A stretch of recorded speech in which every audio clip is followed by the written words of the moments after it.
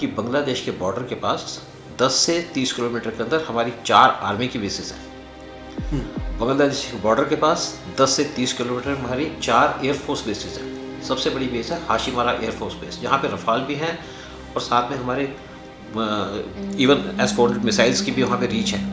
फिर सी के अंदर जो बहुत बड़ी बात करता है बांग्लादेश, हमारा 588 किलोमीटर का बॉर्डर है, हमारी 4 नेवल बेसिस हैं। अंडमान निकोबार की, कलकत्ता में, उड़ीसा में और आपके मद्रास में। और हमारे पास 2 एयरक्राफ्ट कैरियर्स हैं, हमारे पास 18 सबमरीन्स हैं, 200 के करीब हमारे पास वारशिप्स और डिफरेंट टाइप के शिप्स हैं हमारे पास। फिर हम और भी ज़्यादा स्ट्रेंथन कर रहे हैं इसको। फिर हमारी अंडमान निकोबार आइलैंड के ऊपर बहुत बड़ी बेस है। फिर एक सीक्रेट नेवल बेस बनाई जा रही है बे ऑफ बंगाल के अंदर, जहाँ पे 10 न्यूक्लियर सबमरीन लगाई जाएंगे, रखी जाएगी, उनकी जगह रखने की सेफ, ताकि पानी के नीचे से आए और निकल जाए। लेकिन इंडिया साथ में और बड़ा काम कर रहा है। हमारे यहाँ पे 25 सबमरीन बनाने का काम चल रहा है। 25 submarine at a cost of $31 billion. 6 submarine का काम दिया हमने जर्मनी को अंडर प्रोजेक्ट 75I। 3 सबमरीन में PM मोदी गए थे फ्रांस के अंदर, वो बनाएंगे इंडिया के लिए। साथ में इंडिया ने 4 SSN बनाई हैं, 3 बना दी हैं, चौथी का काम शुरू हो रहा है। और उसके साथ साथ इंडिया 6 SSBN बना रहा है। SSBN है जो अटैक सबमरीन है। हर एक सबमरीन जो SSBN की उसकी कॉस्ट है $2.3 बिलियन की, वो इंडिया खुद बना रहा है। अब बहुत से लोग ये भी कह रहे हैं कि हम आप क्यों फ्रांस से बना रहे हैं, क्योंकि हमारे पास इतना इंफ्रास्ट्रक्चर नहीं है कि हम सारी की सारी खुद बना लें। तो हम इतनी बड़ी एक्सपेंशन कर रहे हैं, इतना बड़ा काम कर रहे हैं। फिर देखिए, जब मालदीव ने हमको आंख दिखाई तो हमने लक्षद्वीप पे अपनी नेवल बेस बना दी, बड़े फैन फेयर के साथ बनाई। राजनाथ सिंह गए पूरी टीम के साथ, तो बता दिया कि तुम अभी बच्चे हो, हमने अपनी बेस बना दी है, हरकत मत करना। उसी तरीके से अंडमान निकोबार आइलैंड पर जब हमारा स्टैंड ऑफ चल रहा था चाइना के साथ बॉर्डर पे 2020 में, तो चाइना ने हमारे 20 सोल्जर को मार दिया था।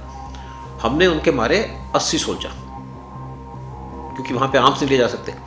लेकिन उसके साथ चाइना को खतरा लग गया कि इंडिया ने क्या किया, अपने 2 वारशिप्स मलक्का स्ट्रेट पे भेज दिए अंडमान निकोबार से।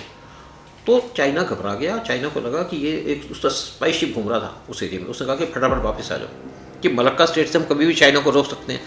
चाइना का 80% ट्रेड वो पास करती है इंडियन ओशन से और पास करते हैं मलक्का स्ट्रेट से जी। तो उसको पता चल गया कि इंडिया तो यहाँ पे कंट्रोल कर पाएगा, इसने तो अपनी बेस बना ली है। साथ में इंडोनेशिया का साबांग पोर्ट है, वो भी इसके बड़ा क्लोज पड़ता है, उसने इंडिया को दे दिया कि आप इस पर बनाइए नेवल बेस। फिर वियतनाम भी हमारे साथ है, क्योंकि चाइना का एक वो है string of pulse. String of pulse क्या है कि चिटागोंग पे भी हम अपना एंट्री कर लेंगे, इनके शिप्स वारशिप्स आ जाते हैं, वो कर लिया। श्रीलंका का आपका जो हम्बनटोटा पोर्ट है वो उन्होंने 1.6 बिलियन पे बनाया, वो कब्जे में है, उन्होंने 99 ईयर्स की लीज पे दे दिया इसको। तीसरा, मालदीव के अंदर अपना बेस बनाने की कोशिश कर रहे थे, ग्वादर पोर्ट भी है, ग्वादर पोर्ट पे साथ 2015 में कर लिया था इन्होंने। तो इन्होंने इंडिया को एक तरीके से घेर लिया कि तुमको सी के अंदर नोच देंगे, तुम्हारी गर्दन नाप लेंगे।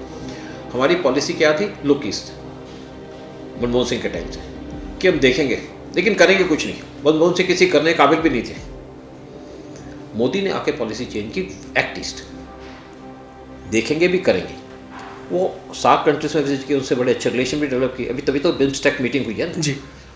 तो उसके बाद इंडोनेशिया ने अपना पोर्ट दे दिया। एक तारांग पोर्ट है वियतनाम का, वहाँ भी हमारे वारशिप जाते हैं, क्योंकि वहाँ पे हमारे जो है वहाँ पे ऑयल की एक्सप्लोरेशन की जा रही थी इंडियन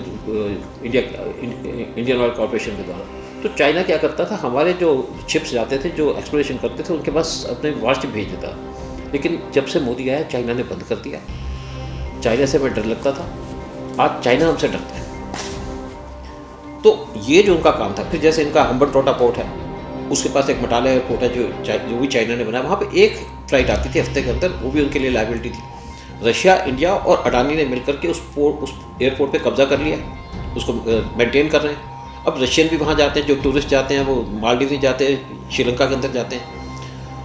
और यहाँ से ये सिर्फ 40 किलोमीटर दूर है आपके हम्बनटोटा पोर्ट से।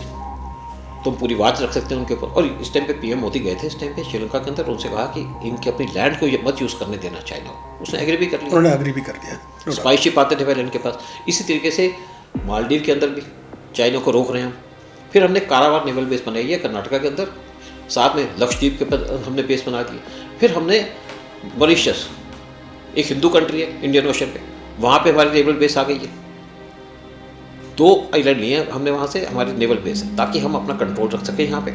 और मेन हमारा जो थ्रेट है वो है चाइना। फिर ओमान ने अपना डोकम पोर्ट दे दिया इंडिया को, तो इंडिया ने जो स्ट्रिंग ऑफ पर्ल्स था उसको पूरे तरीके से स्ट्रिंग ऑफ डायमंड से काउंटर कर दिया। फिर आप देखिए ना ईरान का चाबार पोर्ट, वहाँ पे इंडिया ने डेवलपमेंट कर दिया ताकि पाकिस्तान का चाबार पोर्ट डेवलप ना हो सके। लेकिन अब क्या है कि एक यूएस को इंडिया को समझाना पड़ेगा कि अगर, क्योंकि इस यूएस की इस टाइम अटेंशन है सारी चाइना की तरफ, समझाना पड़ेगा कि आप चाइना को रोकना चाहते हो तो चाइना का जो सी का एक्सेस है गवादर पोर्ट पे रोको। वो कैसे रुकेगा? वो ऐसे रुकेगा कि पाकिस्तान के टुकड़े कर दो। गवादर पोर्ट बिलोंग करता है बलूचिस्तान को, बलूचिस्तान को लिबरेट करा दो। टूटना चाहता और पीएम मोदी ने तो वैसे भी प्रॉमिस किया था बलूचिस्तान को सपोर्ट करेंगे, तो करो सपोर्ट इस टाइम पे।